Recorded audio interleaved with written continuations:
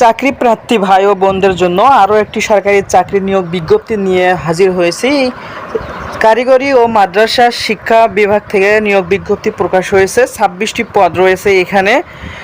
এই নিয়োগ বিজ্ঞপ্তি আবেদন শুরু হবে 31শে আগস্ট 2026। চলুন দেখে নেওয়া যাক বিস্তারিত এই নিয়োগ বিজ্ঞপ্তির সম্পর্কে। এই হচ্ছে নিয়োগ বিজ্ঞপ্তি। শিক্ষা মন্ত্রণালয়, কারিগরি ও মাদ্রাসা শিক্ষা বিভাগ, প্রশাসন ও সংস্থাপন শাখা, বাংলাদেশ সচিবালয়, ঢাকা। এখানে 1 নম্বর পদে রয়েছে কম্পিউটার অপারেটর।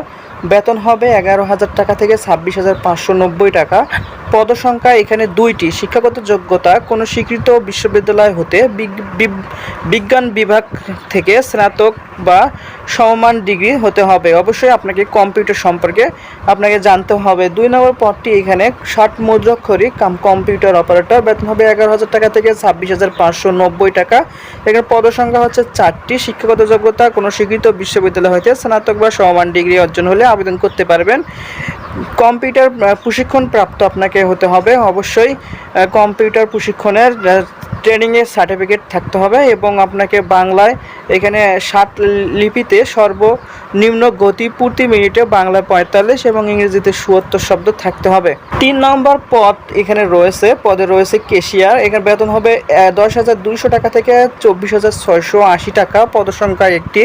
কোনো স্বীকৃত বিশ্ববিদ্যালয় হইতে বাণিজ্য বিভাগ স্নাতক ডিগ্রি অর্জন করতে হবে এবং কম্পিউটার সম্পর্কে অবশ্যই দক্ষতা থাকতে হবে। 4 নম্বর এখানে পদে রয়েছে অফিস সহকারী কম্পিউটার মুদ্রাক্ষরিক। বেতন হবে 9,300 টাকা থেকে 22,490 টাকা।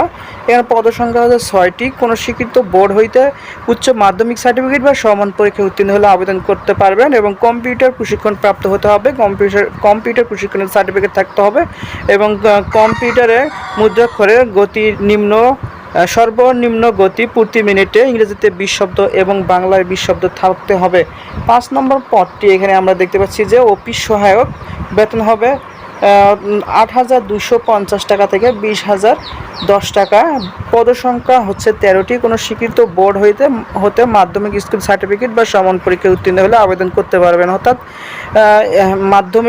মাধ্যমিক স্কুল সার্টিফিকেট অর্থাৎ এসএসসি পাস হলে আবেদন করতে পারবেন এই পদে। তো এই হচ্ছে আজকের পদের নাম, পদসংখ্যা এবং শিক্ষাগত যোগ্যতা। চলুন দেখে নেওয়া যাক আবেদন কবে থেকে শুরু হবে এবং কোন পদের জন্য কত টাকা আবেদন ফি জমা দিতে হবে। আগ্রহী প্রার্থীগণ অবশ্যই এই অনলাইনের মাধ্যমে, এই ওয়েবসাইটের মাধ্যমে আপনাকে আবেদন করতে হবে। এই ওয়েবসাইটে ঢুকে আপনাকে ফর্ম পূরণ করতে হবে।